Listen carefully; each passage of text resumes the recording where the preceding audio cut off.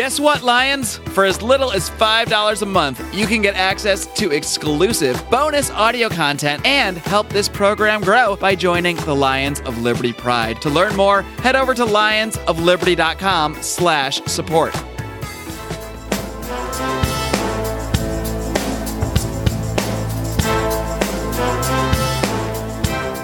Welcome to Felony Friday, a presentation of the Lions of Liberty podcast.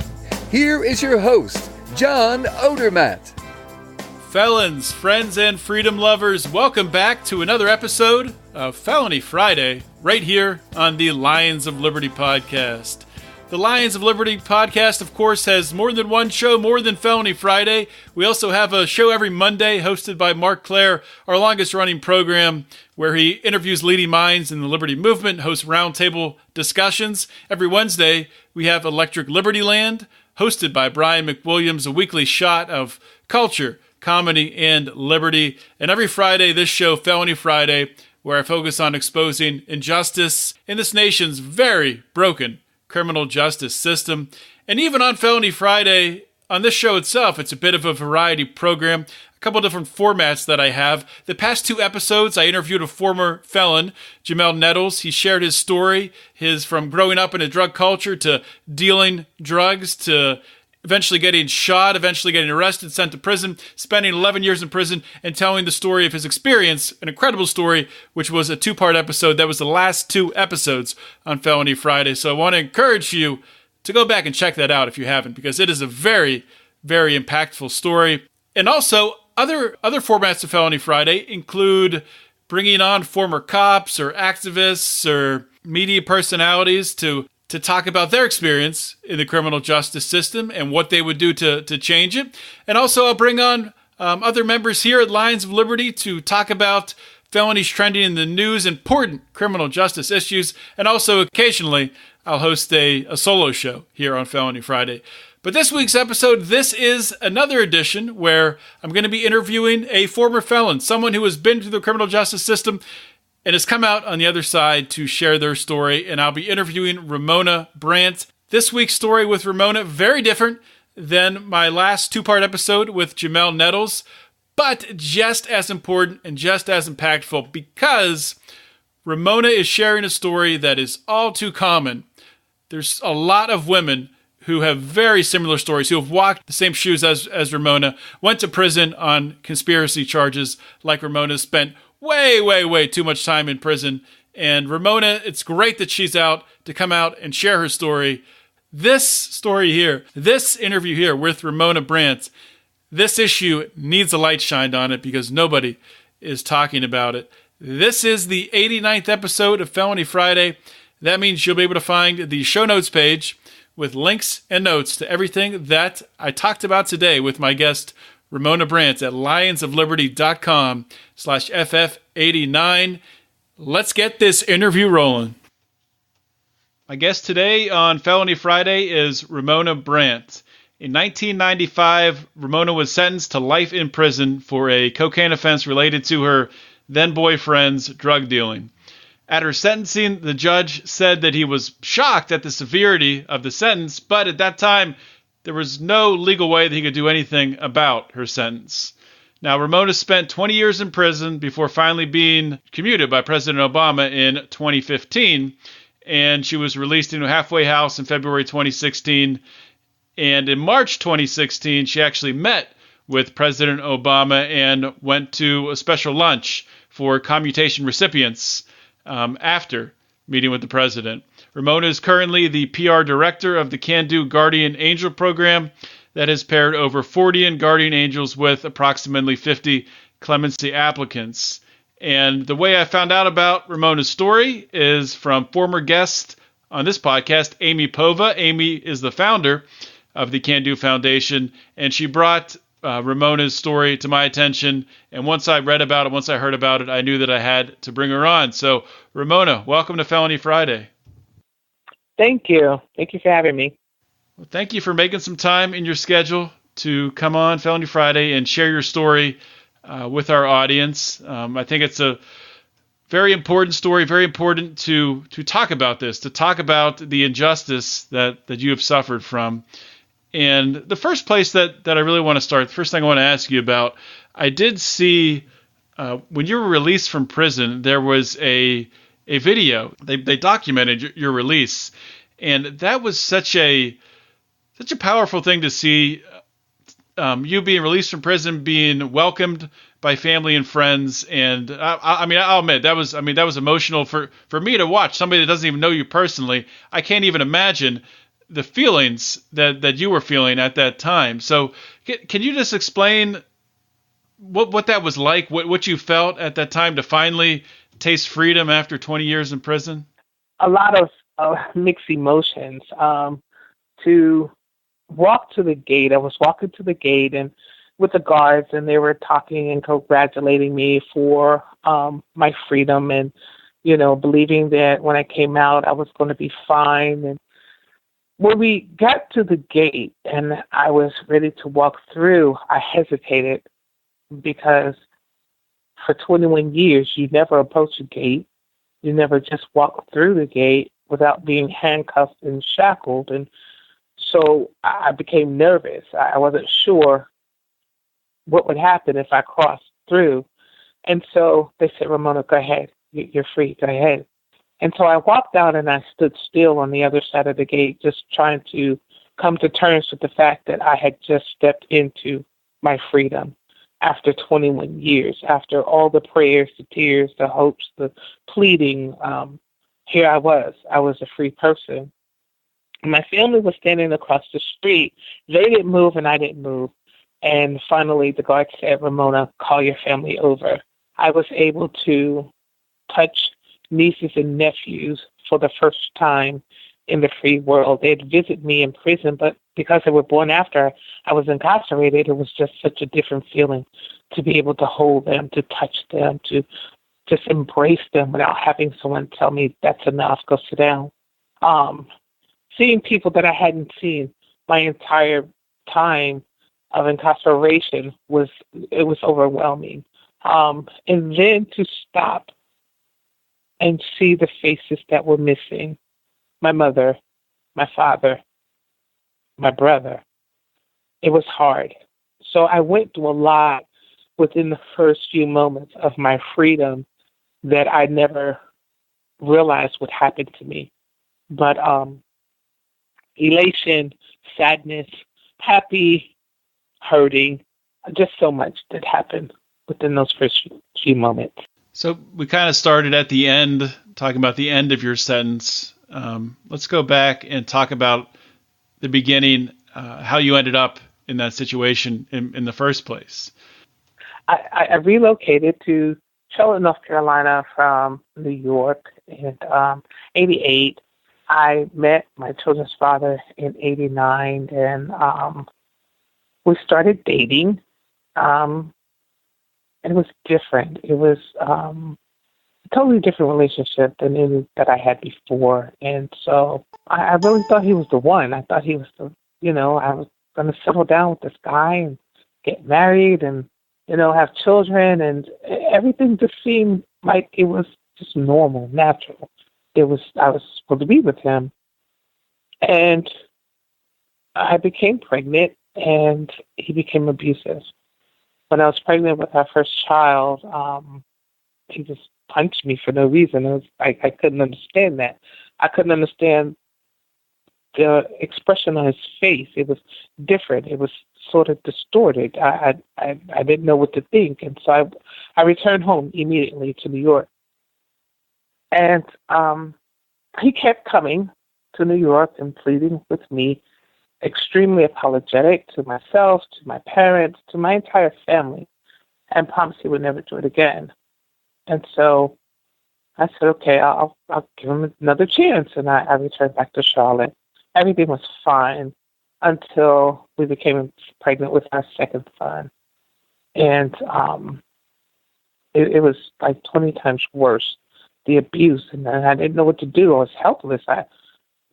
I didn't want to tell my family because I was ashamed. I trusted him, and I just felt so betrayed to have him doing this to me again. And so the abuse just escalated from there. And He was into drugs. I found out just how involved he was when one day he left the house, and I was fed up. I said, I got to get out of here. This is my time to escape. And I found some money, and I took the money. I got my sons and got on the road. Well, he sent people at this time. My oldest brother was living here, and his family was here, and he sent his goons in there to beat my brother up in front of his family, and then sent word that if I didn't come back, he was going to send goons to New York to beat up my mother. And so I was petrified, and I returned. And when I returned, I felt like I was incarcerated. I felt like I was in prison in my own home. I couldn't leave without someone traveling with me because he was afraid that I would call the police on him. And even during the time that I was away, when I left him, I did tell the police, but the police didn't do anything to help me. And on another occasion, I was able to get out the house, and I went to a police. I saw a police not too far from the house, and I told him about him. He was like, "Ma'am, I'm busy. I can't help you." So at that point, I said, well, if the police is not going to help me, who do I turn to? Who's going to help me in this situation? And so I was stuck there. When he was arrested, I thought that I had just been freed. I remember saying, "Thank you, God, I'm freed from my prison that I was in." And it took up until about a year before they decided to indict me. All the guys in the case decided to take the plea agreement, and according to what they agreed upon, that their girlfriends would not be indicted. So that's why they took the plea agreement. And I was thankful before my children's father, and he didn't care. He said he didn't want me. He didn't want anybody else to have me. So he refused the plea agreement. I didn't understand the law. I didn't understand that you don't take the government to trial. You just accept the plea agreement and go sit down and waste your time. I didn't understand that as an American citizen, I really didn't have any rights. I had to surrender them to the prosecuting attorney. When I decided not to take the plea agreement, I was told that the prosecuting attorney said that she would see to it that I spend the rest of my life in prison if it was the last thing she did. And so the guys came and they testified, and they testified to the fact that I was there. No one said I sold drugs. They just said I was there. And because of that, I was sentenced to life in prison without the possibility of parole with a 5-year supervisory probation upon release if I was to be released. That's just an incredibly sad story. So talking about during the trial, when these guys are going up and testifying against you, saying that you were there, if you just think back in time to during that time, when you were there, when you were in the car during these drug deals or whatever, or if you were answering a phone or something, did it ever cross your mind that you could be prosecuted for that at a later point in time? No, I never thought that. There were times that he would have to drag me literally to the car when he was ready to go on his trips.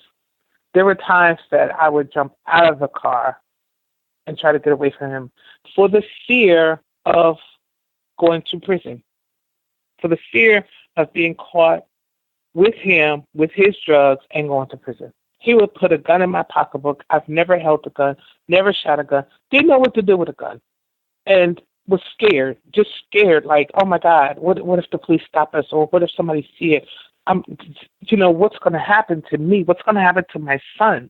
And of course, the guys, for the most part, they told the truth. I was there. I was there when they would come to the house. I was there.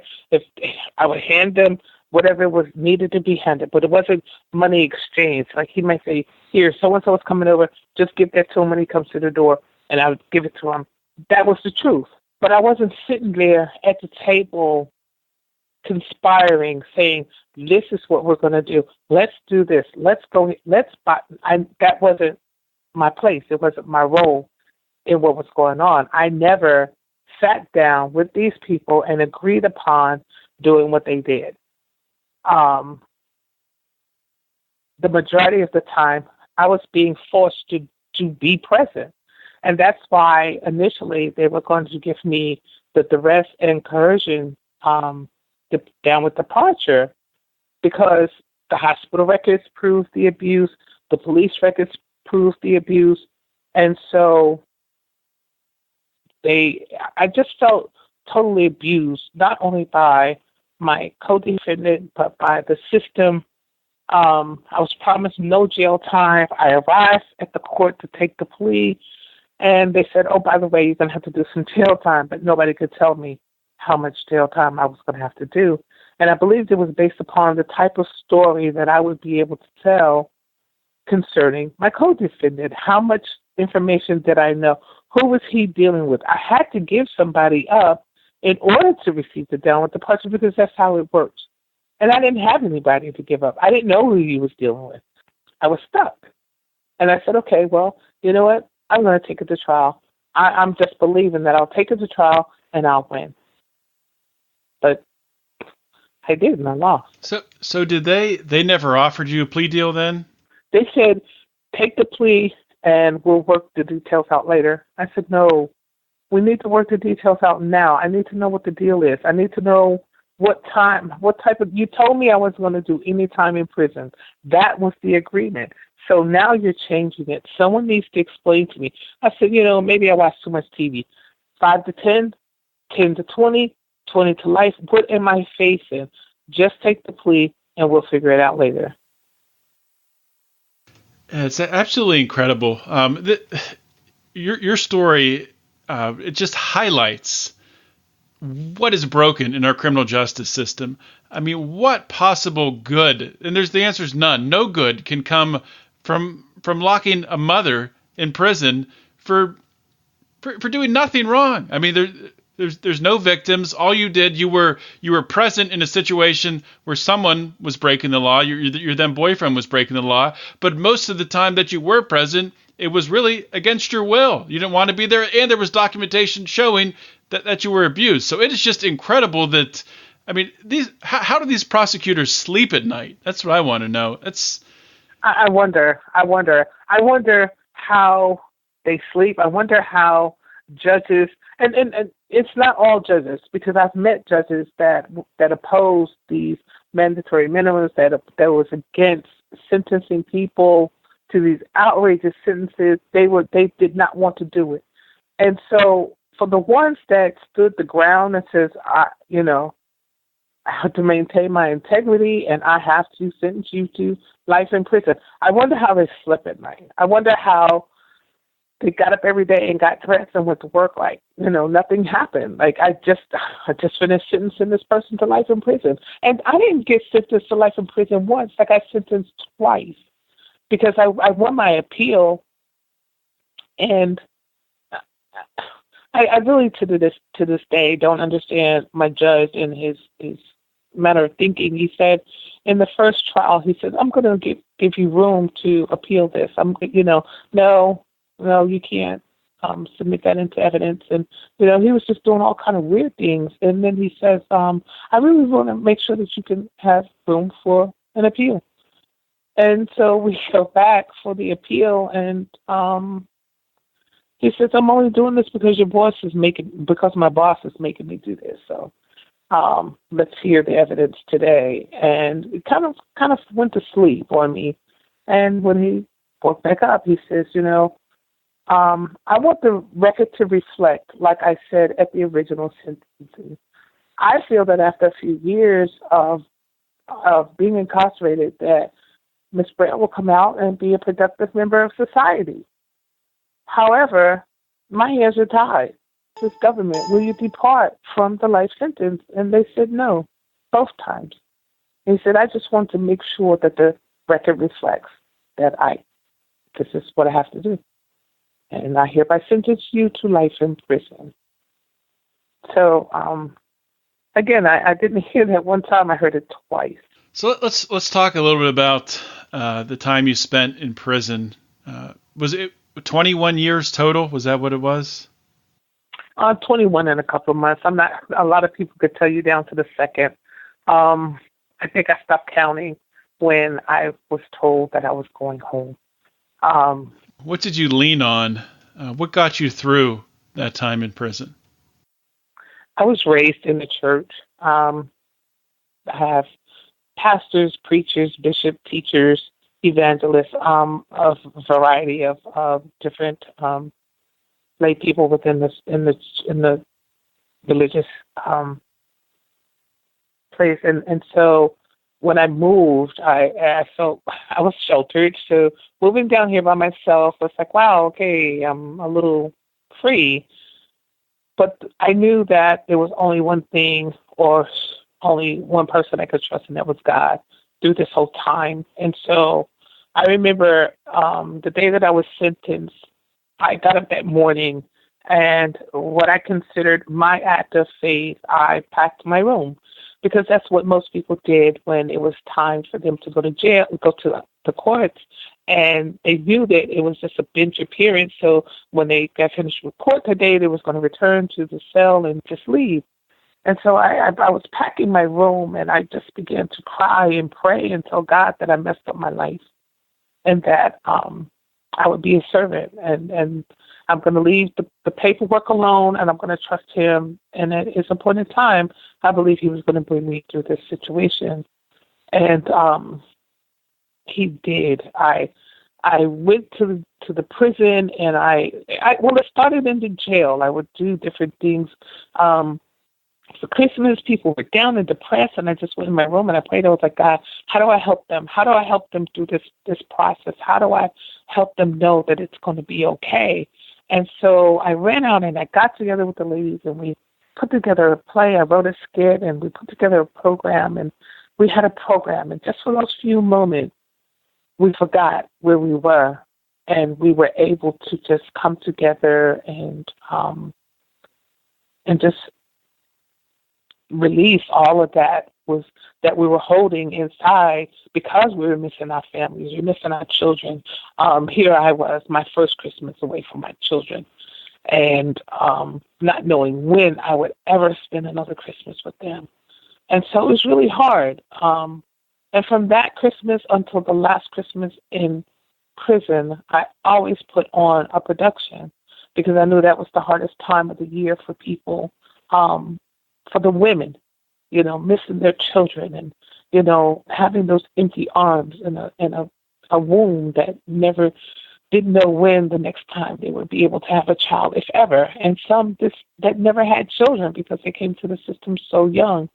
And so I just took the responsibility of encouraging others and ministering to others, and doing, like I said, the plays and whatever I could do to make my time go by. I did it. I studied. I took some classes, and I don't know how many jobs I had, because I would leave one job and go somewhere else and work, but I just kept extremely busy.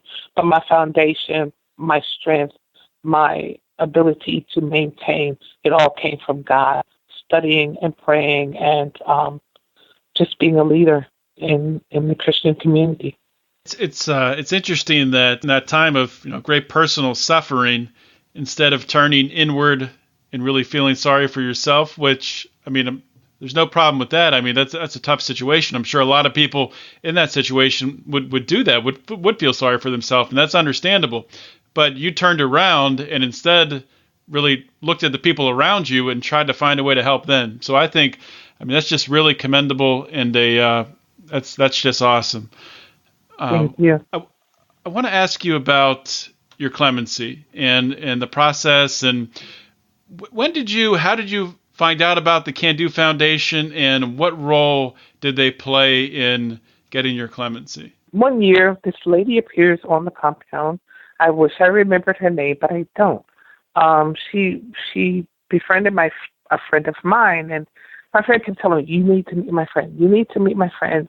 She was sentenced to life in prison. You wouldn't be able to tell. You got to meet her. You got to meet her. So one day I happened to be in the rec area, and we actually met, and we started talking. And she says, there was a lady that just moved on my block back home, and she found out that I came to prison, and she sent me a letter. and she has this organization called Can Do Clemency, and I think you need to meet her.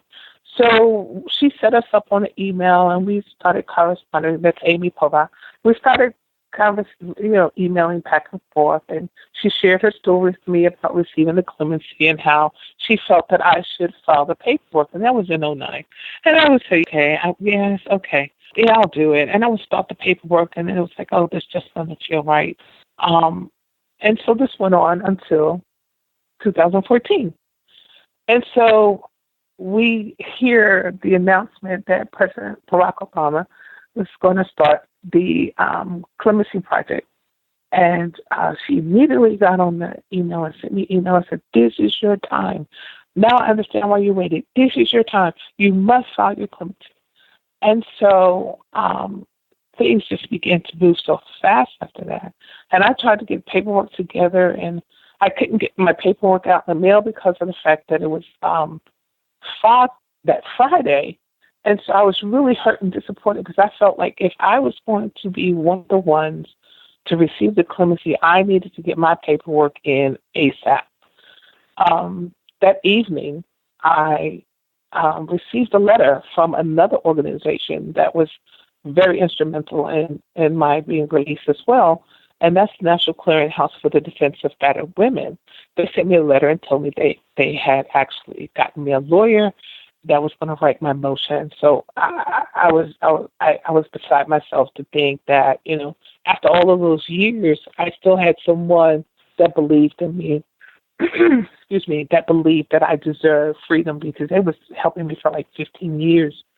And so while they worked on the lawyer and getting everything done, I was with Amy Pova, and I did my profile, and it went up on the website, and people were reading my story from what was there. And a guy named Casey Tolan read my story online and told me he wanted to interview me. And so he came to, by this time, Danbury had closed, the warehouse in Connecticut, but he wanted to interview someone in New York. And we just so happened to have just been relocated to a detention center in Brooklyn, New York. So he came over to the detention center and he interviewed me. The article came out December 11th, and December 18th, I received word that I received my clemency.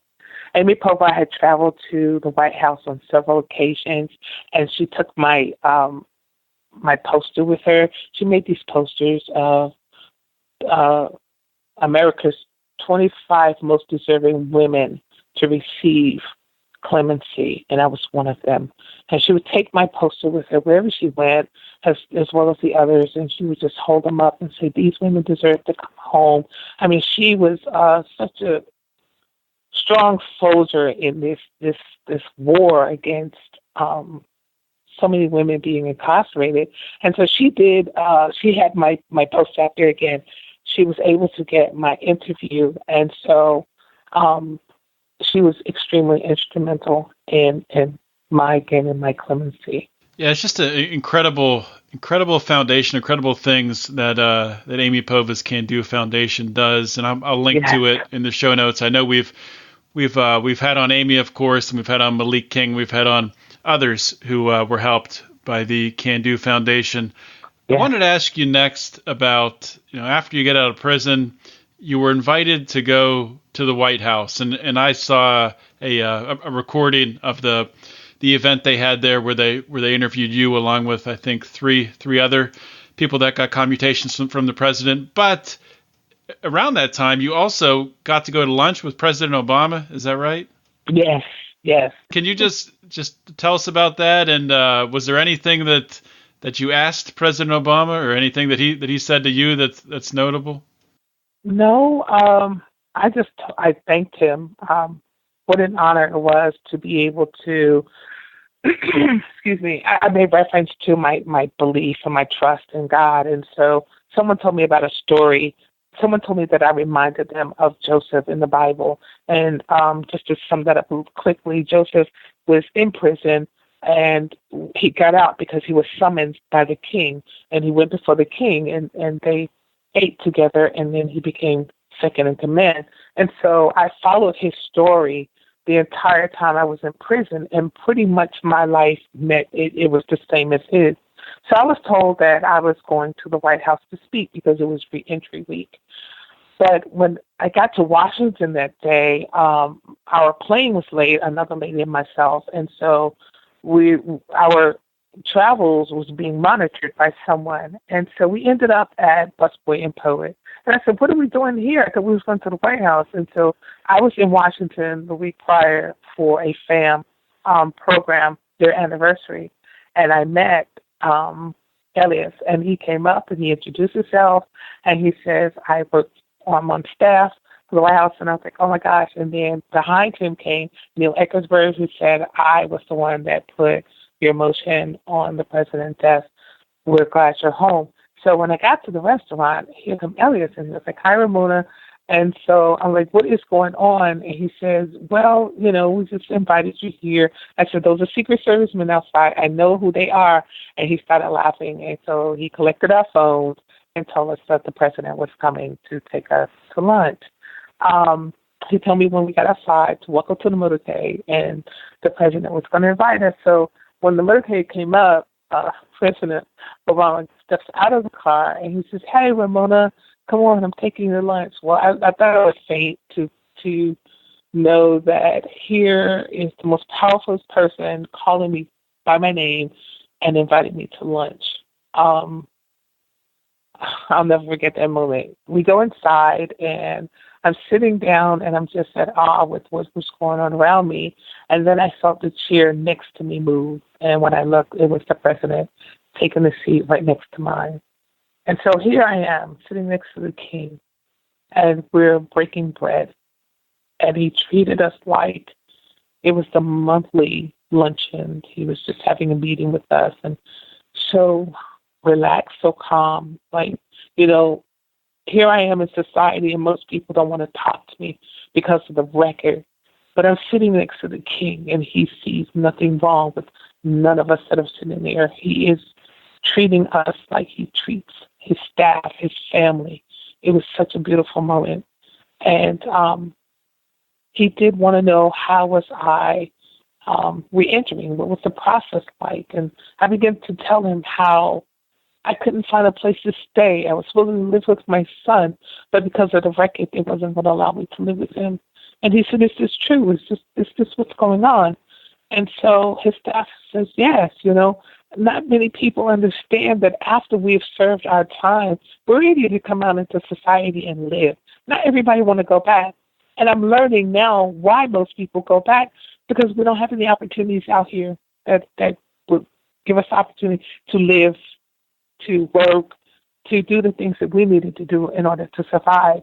And so from that conversation, he discussed with HUD that it's discrimination because of the people that are most often incarcerated. And even though he kind of rewrote the policy, it's still something that we're challenging today.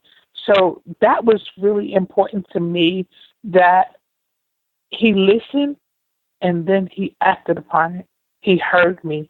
And a lot of times we speak and people, they act like they're listening, but they don't hear you. But he heard me. He heard us. He heard each and every one of us speak.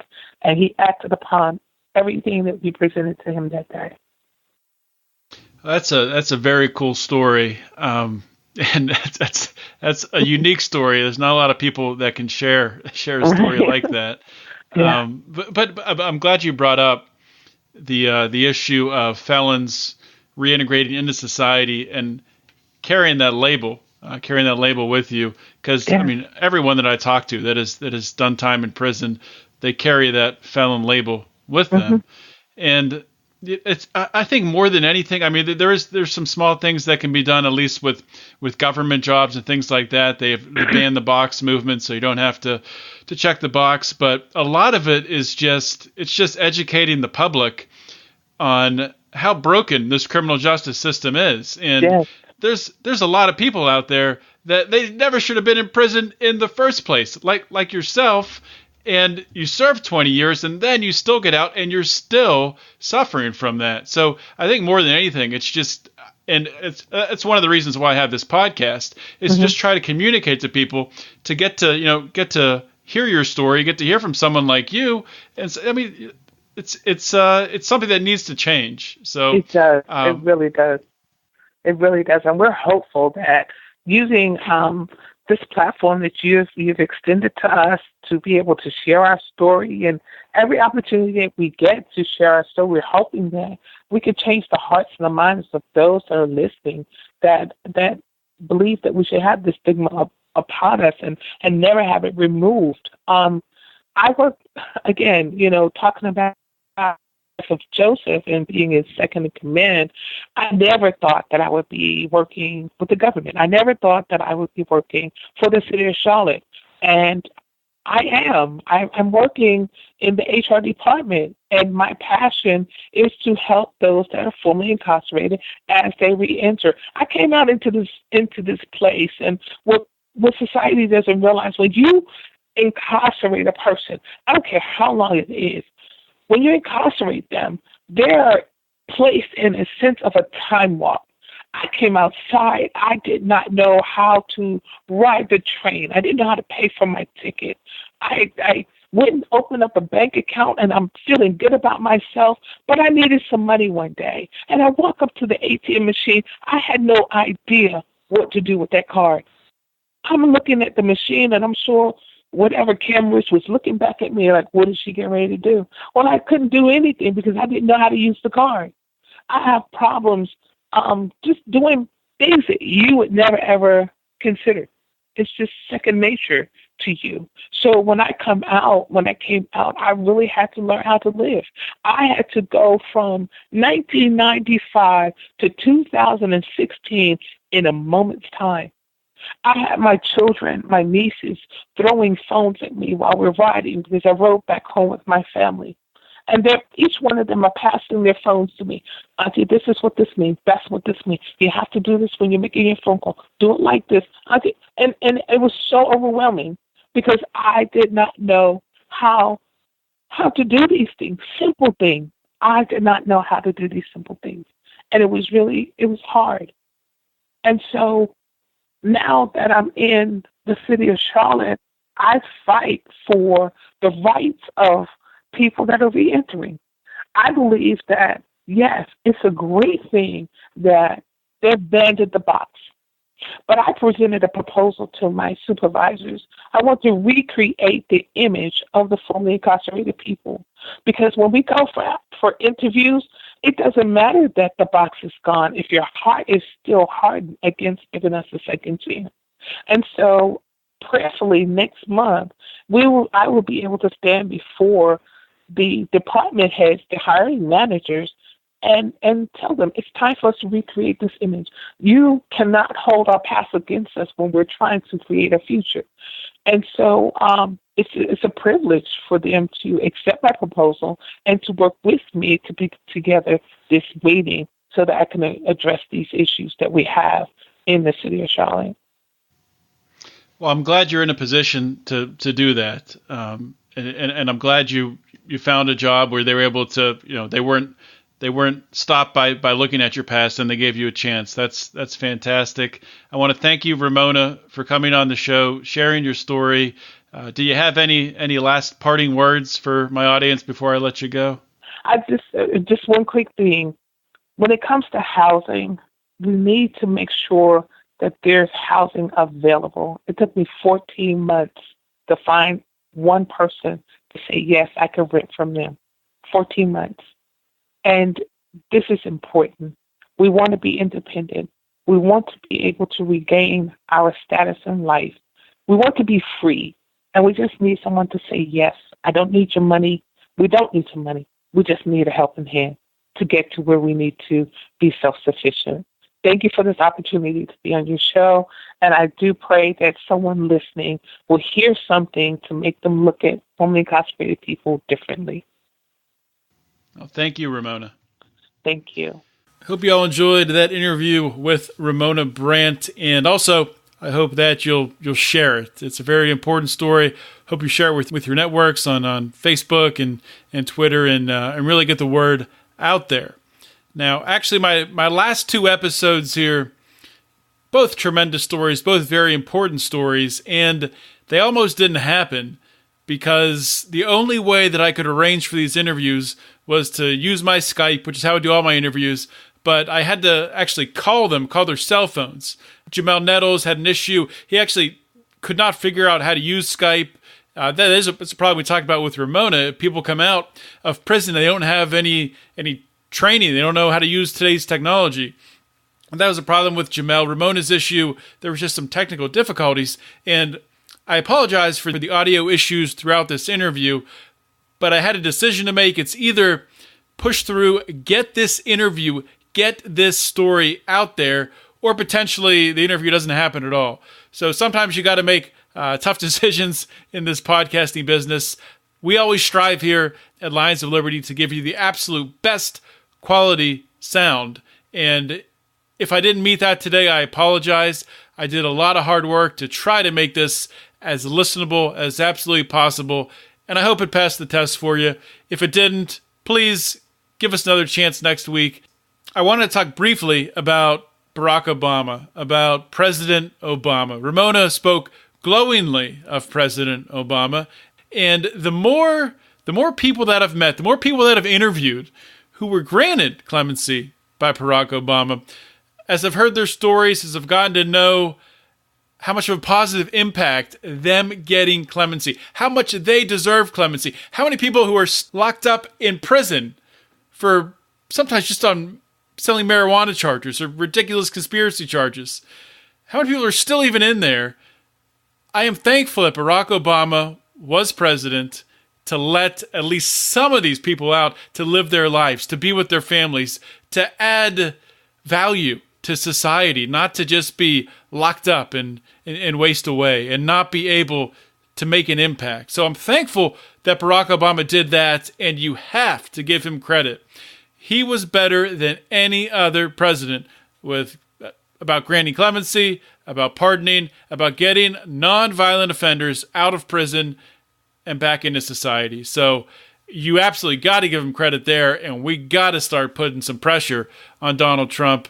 It's good to see Congress pushing back. This past week, Congress passed a bill, House of Representatives passed a bill that, if it is signed into law, would undo what Jeff Sessions has done. It would actually put back into law President Obama's law for civil asset forfeiture, which Jeff Sessions tried to unroll. It would roll that law back and push the Justice Department out of the business of civil assets forfeiture and going after people's assets and property. That's excellent. We need to find ways to push back against the Trump administration, to run candidates, to get people who are running for public office to talk about clemency, to talk about criminal justice reform, to make it a main tenet of their policy stance. So we've got a lot of work to do, and I've got some things I'm thinking about, and I will keep you posted on that.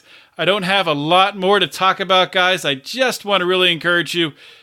If you're not a member of the Lions of Liberty Pride, please consider joining. One of the biggest bonuses of the Pride, and you get it at any level that you join, is you get access to our bonus material. And this past week on Monday, Mark Claire released his Scott Horton interview, which was outstanding. I love Scott Horton. I can listen to Scott Horton talk about foreign policy all day, every day. He's fantastic. He's phenomenal. There's actually another interview, another part to that interview, where members of the Lions of Liberty Pride got to ask Scott Horton questions. So there's another 15 minutes with Scott Horton answering those questions, talking about North Korea. He answered one of my questions that I asked too. I asked about Russia, the obsession with Russia. So if you want to hear that, you got to join the Pride. You can join it for $25 a month. That is our highest level. That is our Lion Guard level. That is where you get a weekly conference call with us. You get 2 free t-shirts. You get a koozie. You get all the exclusive content. You get access to our secret Facebook group. $10 a month. You do not get to take part in our monthly conference call, but you do get a free t-shirt, free koozie, all the exclusive bonus content. You get the Facebook group. $5 a month, you don't get the free stuff, but you do get the exclusive content. You do get in the secret Facebook group. Anything and everything is really appreciated. And as I talked about at the beginning about audio at the very beginning, current Lions of Liberty Pride members have funded and given us the ability to upgrade all of our mics. So we should all sound very good. We should all sound pretty much on the same level. At least myself and Mark and Brian and Howie and Rico and JB. And that's because of you guys out there funding us through the Lions of Liberty Pride. So we really do appreciate it. One more thing, a very important thing. One of our Pride members, actually, Daniel Lee, his home and a couple of his family members' homes were hit and really suffered a lot of damage from Hurricane Harvey down in Houston. There is a project in Donor C that Daniel actually set up, which is helping to fund repairs for his house, his mom's house, other family members' houses.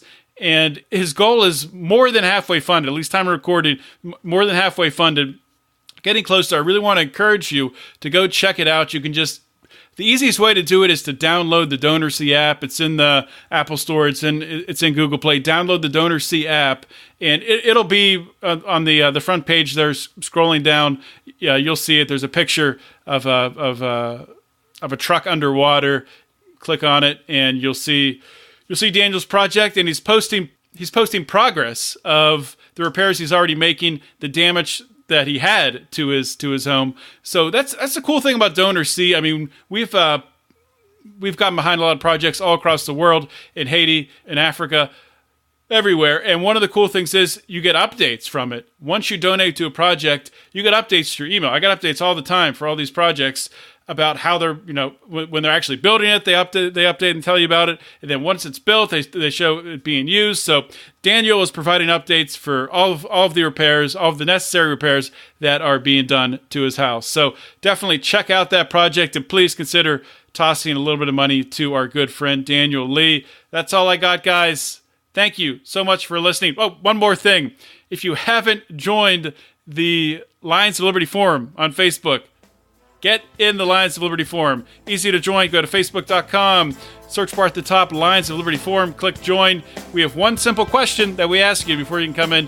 You have to tell us where you came from, how you heard about us, how you heard about the podcast, and you answer that question, and you're in. It's fantastic. So join the forum. This is John Odermatt signing off. Always remember to keep your head up and the fires of liberty burning.